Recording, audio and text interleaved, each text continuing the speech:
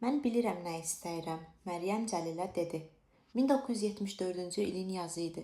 Məryəmin 15 yaşı tamam olurdu. Hər üçü daxmanın həyətində söyüd kölgəsində oturmuşdu. Açılıb yığılan stullar üçbucaq şəklində qoyulmuşdu. Ad günümə mən bilirəm nə istəyirəm. Doğrudan? Cəlil şövqlə gülümsündü. 2 həftə qabaq Cəlil Məryəmə, axı o hər şeyi bilmək istəyir, demişdi ki, onun kinoteatrında Amerika filmi gedir. Bu xüsusi bir multfilm idi. Deyirdi ki, çoxlu-çoxlu şəkillər bir-birinin ardınca ekranda sürətlə gəlib keçir. Tamaşaçıya da elə gəlir ki, şəkillər hərəkət edir. Multfilm tənha oyuncaq düzəldən qoca bir kişi haqqındadır. Onun uşağı yoxdur. Çox istəyir ki, oğlu olsun. Ona görə də qoca kişi taxtadan özünə bir oğlan kuklası düzəldir. Kukla da möcüzəli şəkildə cana gəlir. Məryəm atasından xahiş etdi ki, o kukla oğlandan daha çox danışsın. Cəlil dedi ki, sonra o qoca kişinin və onun kukla oğlunun başına çoxlu macəralar gəlir. Onlar hətta xoşbəxtlik adasına gedib çıxırlar. Burada isə pis oğlanlar yaşayır. Onları sözə baxmadıqları üçün uzunqulağa çeviriblər. Axırda kişi ilə oğlunu balina udur. Məryəm qoca kişi və onun kukla oğlu haqqında hətta Molla Feyzullaya da danışmışdı. Ata, İstəyirəm ki, sənin kinoteatrına gəlim, Məryəm dedi. O filmə baxım, kukla oğlanı görüm. Məryəm ağzını açmışdı ki, ata-anasının əhvalı dəyişdi. Onlar yerlərində qurcuxdular, bir-birinə baxdılar. Bu yaxşı fikir deyil, Nana sakit və ciddi tərzdə dedi. Cəlil yanlarında olanda o, həmişə bu cür nəzakətlə danışırdı. Amma Məryəm onun acıqlı, tənəli baxışlarını sezdi. Cəlil yerindən qurcuxdu, boğazını arıtladı. Bilirsən, Məryəmcan, bu lent o qədər də keyfiyyətli deyil. Elə səsi də kinoaparatı təmirə vermək istəyirik. Bəlkə də anan düz deyir. Yaxşı olar ki, başqa bir hədiyyə haqqında fikirləşəsən. Bax gördün, Nana tələsik dedi. Atan da mən deyən deyir. Sonra Cəlillə Məryəm çaya çatanda qız bir də atasından xahiş elədi. Məni kinoya apar. Yaxşı, Cəlil dedi. Bir adam göndərərəm səni kinoya gətirər. Sənə yaxşı yer verəcəklər, konfet də yeyəcəksən. Yox, səninlə getmək istəyirəm. Məryəmcan, qardaşlarımı da, bacılarımı da gətir. Mən onları görmək istəyirəm. Hamımız bir yerdə gedək. Nə olar, ata? Cəlil dərindən köks ötürdü. Baxışlarını yayındırıb güya ki dağlara baxırdı. Məryəmin yadına düşdü ki, Cəlilin dediyinə görə ekranda adamın üzü ev boyda olur.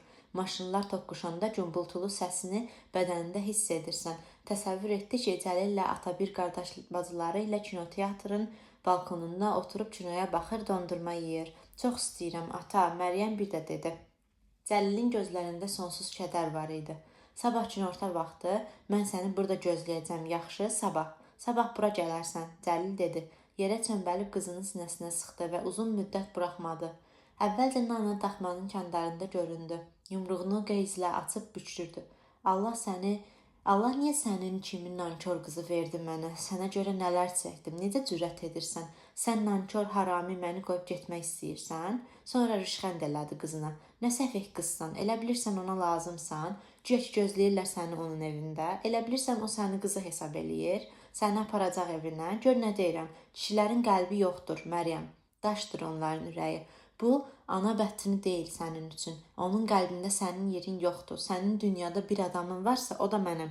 Mən də olmasam, yetim kimsəsiz qalacaqsan, tək tənha. Sonra qızının vicdanını oyatmaq istədi.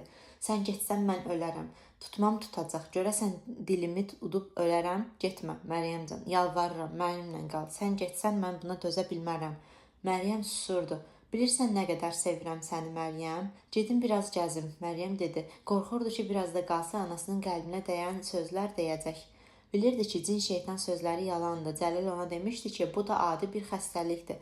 Əgər Nana lazımi həbləri qəbul etsə, keçib gedəcək. Anasından soruşa bilərdi ki, Cəlil onu həkimə aparmaq istəyəndə niyə getməyib? Cəlilin aldığı dərmanları niyə qəbul etməyib? Əgər müvafiq sözlər tapa bilsəydi, anasına deyərdi ki, başqa əllərdə oyuncaq olmaqdan bezib daha. Yalanlardan, şikayətlərdən, qarşılıqlı iddialardan yorulub daha. Anasının həyatdan narazılığı, gilə-güzəranı onu çox bezdirib. Deyərdi ki, sən qorxursan. Nana, qorxursan ki, mən xoşbəxt olaram. Çünki sən heç vaxt xoşbəxt olmamısan. Ona görə də istəmirsən ki, mən xoşbəxt olum. Sənin qəlbin daşdır, sənin qəlbin qaradır. Talanın kənarında bir yer var idi. Məryəm oranı çox xoşlayırdı. Buradan çox gözəl mənzərə açılırdı. Qız burada quru, isti otlar üstündə oturub uzaqlara baxırdı. Herat ovcunun içindəki kimi görünürdü. Şəhərin şimal səmtində Qadınlar bağı, Çarsuq bazarı, cənubda Böyük İskəndər qalasının xarabələri, uzaqdan görünən minarələr, əfsanəvi nəhənglərin barmaqları kimi göyə ucalırdı. Yəqin küçələr adamla qaynaşır, hər yanda ardı arası kəsilməyən qatır qoşqulu, harasa yük daşıyan arabalar, qızın başı üstə qaranquşlar uçurdu. Məryəm onlara qibtə edirdi. Axı onlar istəyəndə Herata uçub gedirdilər, məscidlərin, bazarların üstündən uçurdular. Bəlkə lap Cəlilgilin hasarı üstündə oturur, onun kinoteatrının pillələrinə qonurdular. 10 dənə də daş götürüb onları 3 sütun şəklində üst-üstə qoydu. Bu oyunu hərdən həm də Nanadan gizli oynayırdı. Birinci stulun üstündə 4 daş qoydu Xədicənin uşaqları üçün. Sonrakı sütunların hər birinə üst daş qoyurdu. Əfsunun və Nərgizin uşaqları üçün. Sonra tək bircə daşdan ibarət 4-cü sütun, 11-ci, o da özü. Ertəsi gün səhər Məryəm açıq sarı rəngli dizinə çatan paltarlarını, pambıq parçadan tikilmiş şalvarını geyindi. Başına hicab bağladı. Yaşıl rəngli hicabı paltarlarına heç yaraşmırdı. Amma neyniyə bilərdi? Ağ rəngli hicabını güvə deşik-deşik eləmişdi. Saata baxdı. Əllə qurulan açıq yaşıl siferblatlı, qara rəqəmli bu saatı ona Molla Feyzulla bağışlamışdı. Səhər saat 9 idi. Görəsən Nana indi hardadır? Bəlkə gedib bayırda onu axtarsın. Rişxəndlərini, ittihamlarını yenə eşitsin. Dərdli gözlərinə yenidən baxsın. Vaxtı keçirmək üçün Məryəm stulda əyilləşdi. Karandaş götürüb Cəlilin öyrətdiyi kimi əlini kağızdan ayırmadan çoxlu fil şəkli çəkdi. Oturmaqdan bezdi, amma uzanmağa qorxurdu ki, paltarı əzilər. Saat 12-nin yarısı olanda Məryəm 11 daşını da cibinə qoyub bayıra çıxdı. Çaya tərəf gedəndə Nananı söyüd kölgəsində açılıb yığılan stulunda əyləşən gördü. Görəsən onu görmədi ki, çayın kənarında danışdıqları yerdə gözləməyə başladı. Göy üzündən topa-topa, rəngli şələmlər kimi tutqun boz buludlar axıb keçirdi. Cəlil ona demişdi ki, buludlar ona görə belə qara olur ki, onların yuxarı hissəsi çox sıxdır. Günəş şüalarını buraxmır. Buludların kölgəsi onların dibinə düşür. Bax, ona görə də Məryəmcan, buludların aşağısı belə qara olur. Dəqiqələr keçdi. Məryəm daxmaya qayıtdı. Bu dəfə talanın əks tərəfindən getdi. Nana onu görə bilməzdi. Qız saata baxdı. Artıq saat 1 idi. Axı o biznesmendir. Yəqin nəsə bir işi çıxıb. Çaya qayıtdı. Gözləməyə başladı. Ətrafda qara toyuqlar dövrə vurur, hərdən də hündür otların içinə enirdilər. Qanqalın tikanlı gövdəsində kəpənək tırtılı sürünürdü. Məryəm o qədər gözlədi ki, ayaqları keyidi. Yox, o evə qayıtmayacaq. Şalvarının balaqlarını dizəcən çırmaladı, çayı keçdi. Dağlardan enib həyatında ilk dəfə Herata doğru yol aldı. Nana Herat haqqında da yalan demişdi. Heç kim qızı barmaqla göstərmirdi, heç kim ona gülmürdü. Məryəm səs-küylü, izdihamlı, hər iki tərəfindən sərv ağacları əkilmiş bulvarla gedir, hara isə tələsən piyadalar, velosipedçilər, qatır arabaları onun yanından ötüb keçirdi. Heç kim ona daş atmır, harami demirdi. Heç üzünə baxan da yoxdu. O da bu izdihamın içində adi bir adam idi. Məryəm böyük bir parkda çınqıl döşənmiş cığırların kəsişdiyi dairəvi hovuzun yanında bir anlıq dayandı. Əli ilə hovuzun kənarında gözlərini suya dikib bərəltmiş mərmər atları sığalladı. Kağızdan gəmilər düzəldib suya buraxan oğlanlara baxdı. Hər yanda güllər, çiçəklər, zambaq, lalə, petunya gülləri, elə bil ləçəkləri gün işığında çimirdi. Adamlar cığırlarla gəzişir, skamyada oturur, çay içirdilər. Burada olduğuna inanmırdı. Ürəyi həyəcanla çırpınırdı. Kaş indi Molla Feyzulla onu burada görəydi. Gör necə sevinərdi. Sən cəsarətli qızsan deyərdi. Qorxmayıb böyük bir şəhərə gəlib burada yeni bir həyata başlayacaq. Atası, bacı, qardaşları ilə birlikdə yaşayacaq. Onları sevəcək. Onlar da onu sevəcək. Bir də heç vaxt tənə, xəcalət bilməyəcək. Düşüncələrin qanadında parkdan çıxıb geniş prospektə çıxdı. Çinarların kölgəsində piştaxta arxasında oturub albalı, üzüm satan, üzü günəşdə yanıb qaralmış küçə ticarətçilərinin yanından keçdi. Heç kim ona məhəl qoymurdu. Ayaqyalın oğlan uşaqları heyva dolu səbətlərini yelləyərək maşınların, avtobusların dalınca yüyürürdü. Küçənin tinində yenə ayaq saxladı. Yoldan ötənlərə baxır, fikirləşirdi ki, ətrafda bu qədər möcüzələr var ikən, niyə axı bu adamlar hamısı bunca laqeyddirlər?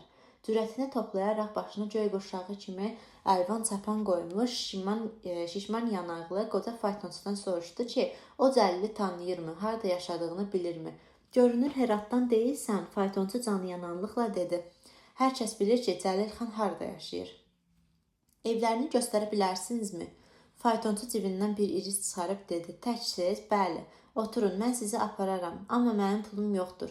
Faytonçu irisi qıza uzatdı. Dedi ki, 2 saat olar ki, müştərisi yoxdur. Onsuz da evə gedir.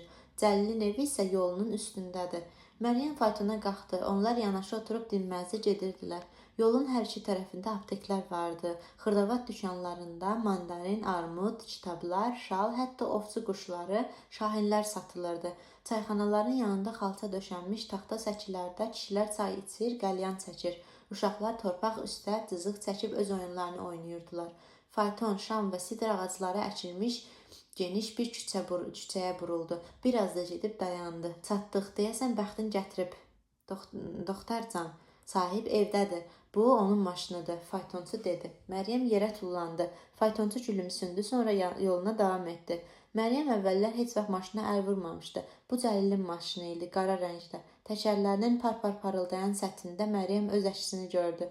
Oturacaqları ağ dəridən idi. Məryəm içəridə sükanın yanında bərk vuran cihazlar, əqrəbli şüşə sferblatlar gördü. Bir anlığa Məryəm qulaqlarında Nananın istehzalı səsini eşitdi. Elə bil üstünə soyuq su tökdülər. Ayaqları getməsə də həyət qapısına yaxınlaşıb hasara söykəndi. Hasarın hündür divarları nəsə bəd bir şeydən xəbər verirdi. Divarlar arxasında sərv ağaclarının yalnız təpəsini görmək olurdu. Ağaclar hasarın o üzündə yırğalandıqca qız xəyal edirdi ki, onu salamlayırlar. Nə oldu? Cəsarətli ol, Məryəm. Qapını ayaqyalın cavan bir qadın açdı. Onun alt dodağında döymə rəsmi vardı. Mən Cəlil xanı görmək istəyirəm. Mən onun qızıyam, Məryəm. Qulluqçu qadının üzündə əvvəlcə ani bir çaşqınlıq ifadəsi göründü. Sonra nəsə xatırladı. Elə bil tanıdı, gülümsündü. Gözləyin, deyib tələsik qapını örtdü. Bir neçə dəqiqə keçdi. Sonra ucaboy, enli-kürək bir kişi qapıda göründü. Yuxulu laqeyd baxışlarını Məryəmə dikib mehriban səslə: "Mən Cəlil xanın şoferiyəm," dedi. "Bağışlayın, Cəlil xanın nəyisiz siz? Sürücüsü? Yalnız Cəlil xan burada yoxdur. Axı maşını burdadır," Məryəm dedi. "Təcili işlərlə bağlı gedib. Bəs nə vaxt qayıdacaq?" Deməyib. Məryəm dedi ki, gözləyəcək. Sürücü qapını bağladı. Məryəm yerə oturdu, dizlərini qucaqladı.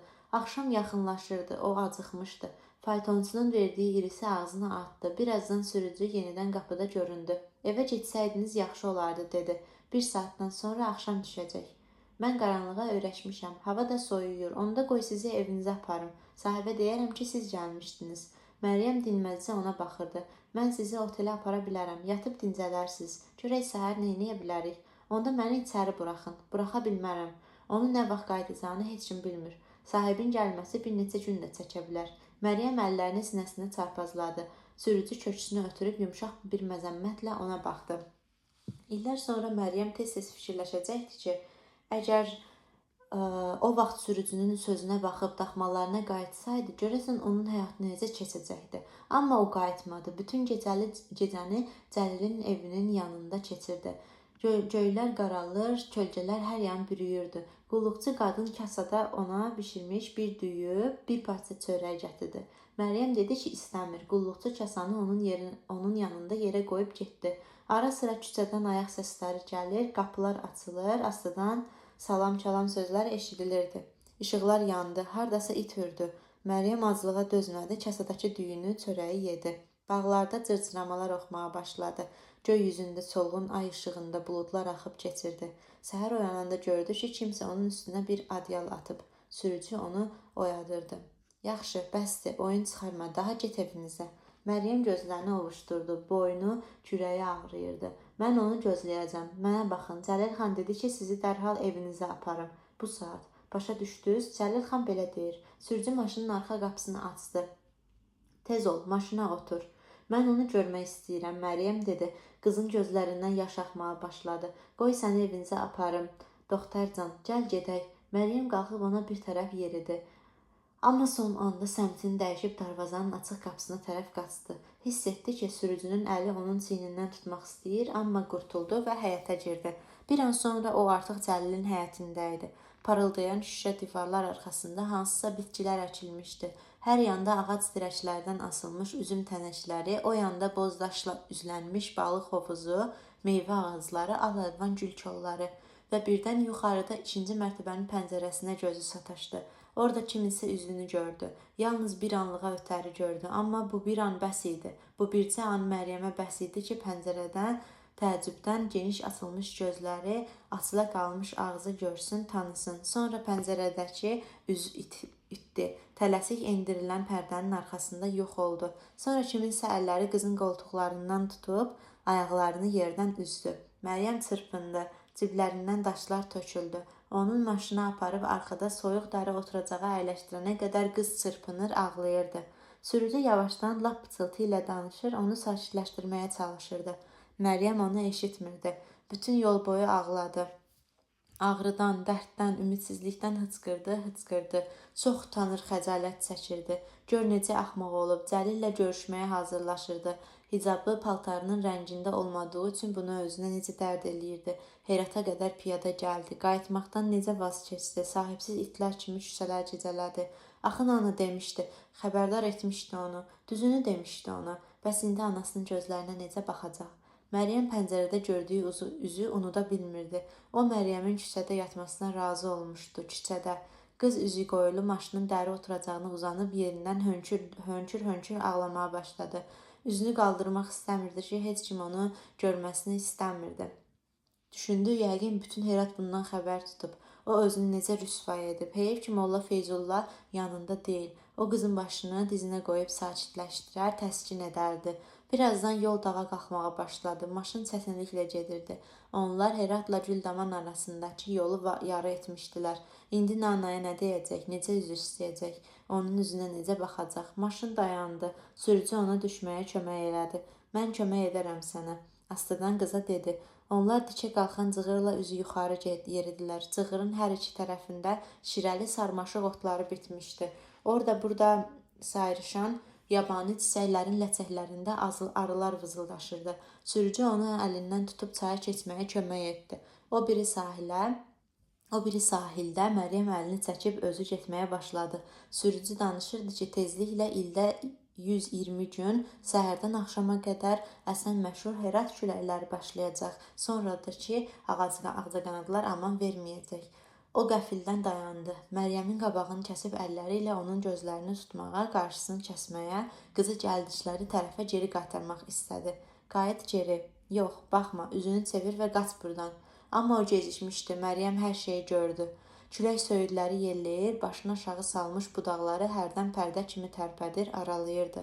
Məryəm ağacın altındakı tükürpədici mənzərəni gördü. Çevrilmiş stul, hündür budaqdan asılmış kəndir və Nananın kəndirdən asılmış meyti. Nananın meytini Güldaman kəndinin qəbirstanlığında dəfn etdilər. Məryəm qadınlar arasında Bibicanın yanında dayanmışdı. Molla Feyzullah bir yandan durub Yasin oxuyurdu. Kişilər Nananın meytini qəbrə salladılar. Dəfndən sonra Cəlil Məryəmi daxmaya apardı. Onların arxasınca gələn adamların gözündə dərd çəkən, qayğıkeş, mehriban ata rolunu oynadı. Məryəmi çarpayısına uzadıb yanında oturdu. Cani dildən üz gözünü yelpişlədi, əlini alnına çəkdi. Sonra ayağa qalxıb qızının şeylərini bir çamadana yığdı. Üz gözünə hüzn ifadəsi verib təkrar soruşdu ki, sənə bir şey lazım deyil ki. Molla Feyzullahı mənim yanıma çağır. Məryəm xahiş etdi. Hə, əlbəttə, o həyətdədir, bu saat. Molla Feyzullahın arıq, çəlimsiz vücudu qapıda görünəndə Məryəm həmin gün ilk dəfə ağladı. Ah, Məryəmcan. O Məryəmin yanında oturdu, onun yanağını sığalladı. Ağla Məryəmcan, biraz ağla, utanma. Amma qızım, yadında saxla, Quran deyir ki, hər şeyin ixtiyarı əlində olan Allah uzadır, uludur.